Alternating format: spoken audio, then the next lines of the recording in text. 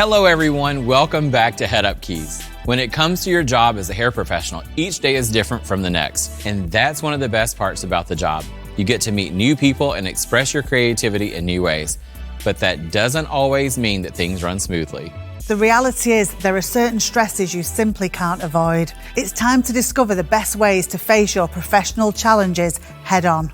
Whether you're a freelancer, employee, or manager, a great way to reduce work stress is to learn how to set boundaries and communicate them clearly. This is a great way to prevent some stressful interactions from happening in the first place. Let's first focus on setting boundaries with clients.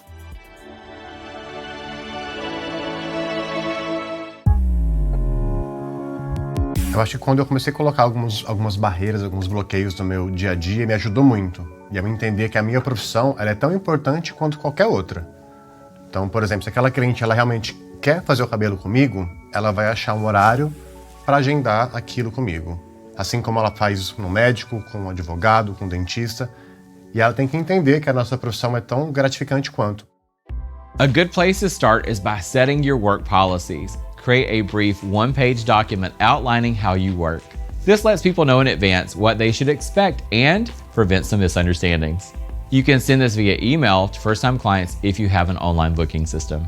If you're a freelancer, take time to set up your booking systems and business automations. Clearly state your working hours, as well as how and when you want to be contacted. If you're a mobile hairdresser, set yourself up for success. Tell your clients the conditions you need in their house in order for you to do your best work. For example, ask your clients to prepare a clean workspace. Have a chair set up in front of a mirror in a room with good light. The bigger the mirror, the better. State the amount of time the appointment should take. Ask how you'll be able to wash and rinse their hair. Have consultations ahead of the hair appointment. This lets you tell clients what you can and can't do. For example, tell clients how many sessions their desired colour result may take, as well as the required maintenance.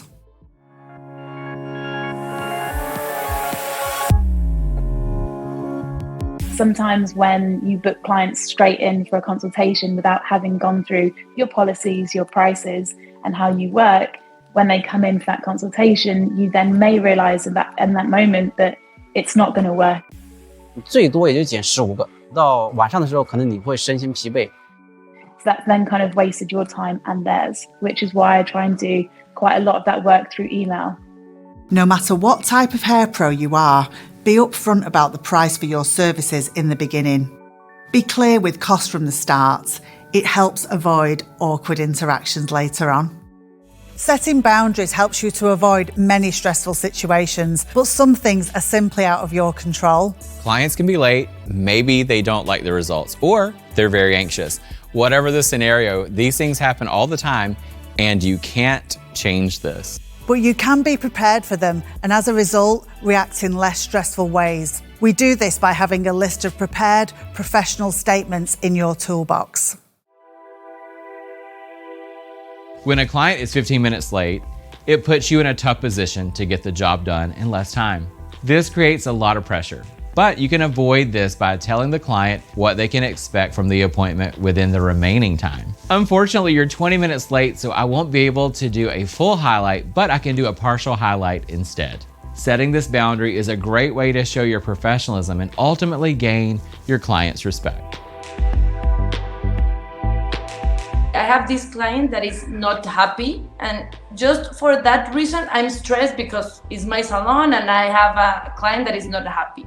Because the client knows their face the best. Client knows their comfort zone. Okay, we can only enhance the style, we can only make them look better, but if somebody is not comfortable in their shell, it's okay.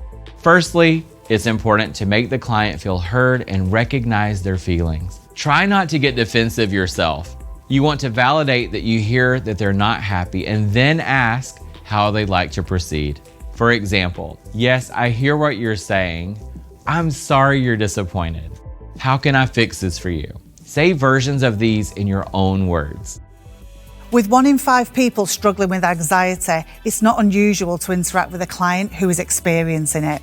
If you know how to recognize an anxious client, try to validate their feelings. Maybe change your body language and tone to better engage with them. This can help create a more positive experience.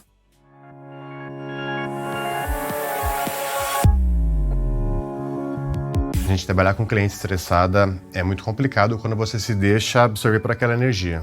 Sino es algo que afecta a todo el entorno, tanto a colaboradores, incluso que afecta a otros clientes. Por exemplo, a cliente chega estressada, ela vai me estressar e eu vou estressar alguém. O stress dos clientes, a agitação que os clientes trazem, obviamente pode nos fazer desfocar completamente e desalinhar do nosso trabalho. Então é você ser bem objetivo sempre. Então acho que é esse ponto de equilíbrio que a gente precisa ter. Nosotros en el salón lo intentamos hacer, pues eso, generando como un clima de bienestar, que la estancia del cliente dentro del salón sea lo más placentera y lo más relajante posible para que ese ambiente que se mantenga la mente dentro del salón.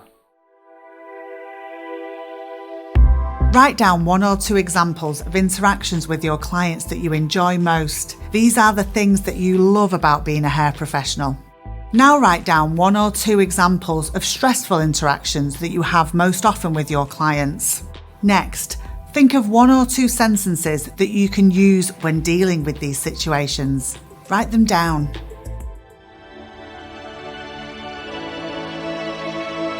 If you work in a salon, then clients aren't the only people you interact with. You've got co-workers. They can be a great source of support as well as stress. You want to focus on great communication. It helps to build psychological safety. This means everyone in the salon feels they can speak up, ask questions, raise concerns without the fear of punishment or humiliation.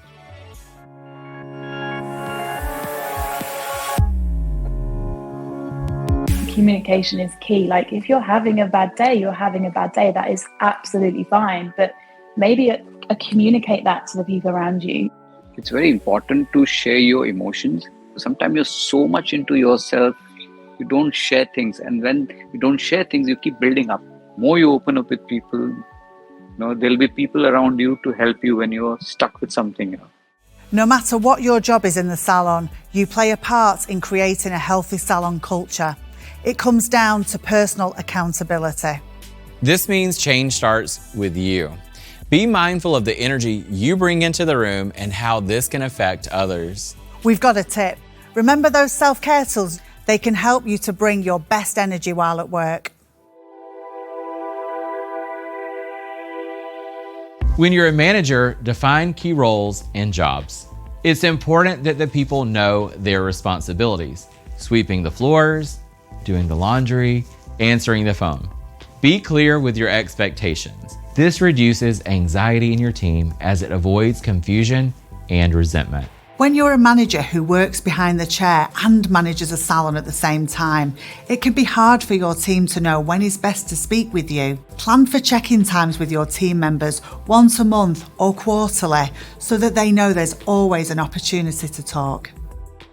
A healthy team starts at the top. Lead by example as you encourage your team to create a good work-life balance. Porque não é só sobre mim. Eu acho que eu tenho uma equipe que também tem uma vida. You're actually spending half of your day or half of your life with them. Das sind nicht meine Mitarbeiter, das sind die wichtigsten Menschen nach meiner Familie in meinem Leben. Isso deixa-me muito feliz, não trabalhar sozinha, ter sempre pessoas à minha volta. Ultimately, a healthy salon culture depends on everybody playing their parts. We're going to ask you one question. How do you handle constructive feedback? This is for all you hair pros out there, freelance, employee or manager. Go to the episode 3 section of your notebook and follow the instructions. Remember to take your time.